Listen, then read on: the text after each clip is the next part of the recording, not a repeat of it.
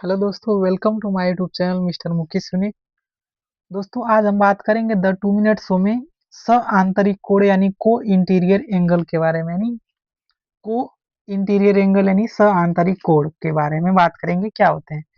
दोस्तों, जब दो समांतर रेखाएं हों और उनको एक तिर्यक रेखा काटती हो, ठीक है, तो समांतर रेखा के बीच और तिर्यक रेखा के एक ही ओर बने कोण आंतरिक कोण कहलाते हैं, ठीक है।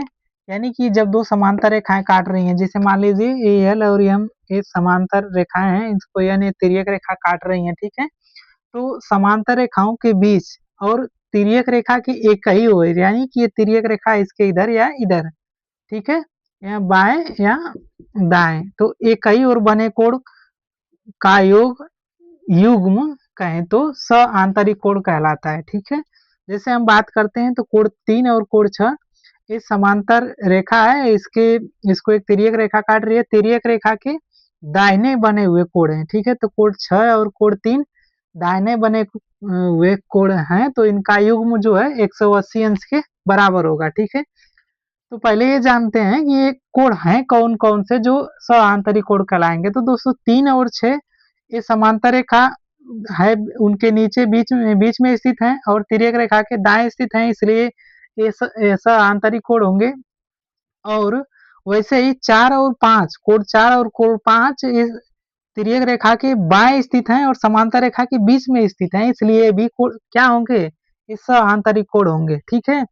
अब ये प्रॉपर्टीज है कि आंतरिक कोणों का योग 180 अंश होता है, इसलिए कोण 3 और कोण 6 का मान 180 अंश हो जाएगा और कोण 4 और कोण 5 का मान भी 180 अंश हो जाएगा, ठीक है। तो आंतरिक कोणों का योग 180 अंश होता है, ये भी प्रॉपर्टीज याद रखेंगे। बनते कहाँ हैं, तो दो समांतर रेखाओं के बीच बनेंगे और तिर्यक रेखा के एक ही साइड बनेंगे, यानी एक ही साइड बने कोणों का युग्म एक आंतरिक कोण होगा, ठीक है। तो यहाँ आप देख लीजिए, यहाँ पे 4 और 5 क्या है, आंतरिक कोण, और 3 और 6 भी आंतरिक कोण है। चलिए सवाल सॉल्व करते हैं।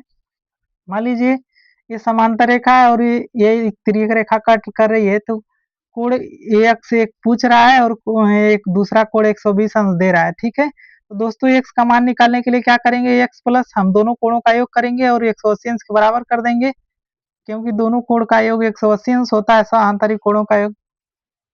समांतर रेखा के बीच में बने हैं, तिर्यक रेखा के दाहिने बने हैं, ठीक है। एक्स का मान निकालेंगे तो यहाँ से कितना आ जाएगा, 60 अंश आ जाएगा।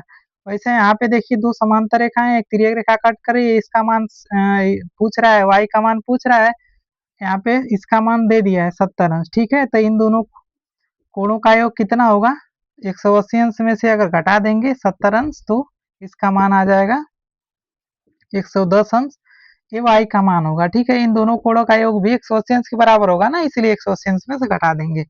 अब चलिए हम बात करते हैं रैखिक युग्म यानी लीनियर पेयर क्या होते हैं। यानी ऐसे दो कोण जिनका योग 180 अंश के बराबर होता है, उन्हें लीनियर पेयर कहा जाता है और वो एक ही रेखा पर स्थित होते हैं। जैसे देखिए यहाँ पर ये समांतर रेखाएं हैं, इसको तिर्यक रेखा काट रही है, ठीक है, उससे मतलब है नहीं। देखिए यहाँ पे एक लाइन जा रही है और इस पे एक कोण ये वाला बना हुआ है, एक कोण ये वाला बना हुआ है, ठीक है। तो इन दोनों कोणों का योग, एक ही रेखा पर बने दो कोणों का योग 180 अंश के बराबर होगा, ठीक है। तो यहाँ पे एक कोण बना है और इसका ये दोनों कोण का मान 180 अंश के बराबर होगा, ठीक है। तो कोण एक बराबर कोण दो होगा, एक ऐसे पेयर है तो रैखिक युग्म है, ठीक है।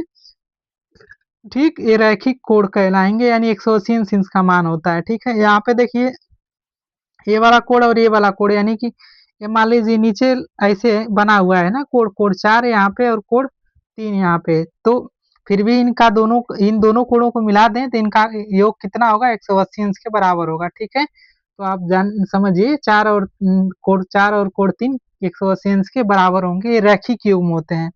ऐसे मान लीजिए यहाँ पे बात करें तो एक कोण, ये समांतर रेखा है, इसको ये कट कर रहा है, ठीक है। तो ये कोण 5 और कोण 6, ये कोण और ये कोण दोनों जो कोण बना है, कोण 5 प्लस कोण 6 भी 180 अंश के बराबर होगा, ठीक है। यहाँ पर नीचे वाला कोण वैसे ही कोण 8 प्लस कोण 7 भी कितने के बराबर होगा, 180 अंश के बराबर होगा। और ये कैसे कोण है, तो ये रैखिक युग्म है, ठीक है।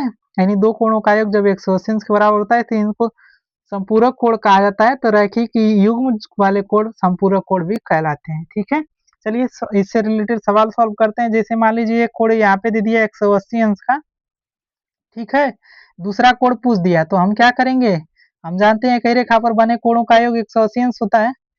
ठीक है, तो यहाँ पे 180 अंश में से इस 120 अंश को घटा देंगे, जेड बराबर, तो यही आ जाएगा 60 अंश, तो ये जेड बराबर हो गया। यहाँ पे पूछ लिया जाए मान लीजिए यही कोण, तो यहाँ पे एक कोण दिया है 70 अंश और दूसरा कोण इस पी का मान पूछ दे, तो क्या करेंगे, पी बराबर कर देंगे 180 माइनस 70 अंश, तो आ जाएगा 110 अंश। ठीक है, तो 110 अंश पी का मान होगा। उम्मीद है सेशन आपको पसंद आया होगा। बहुत बहुत धन्यवाद।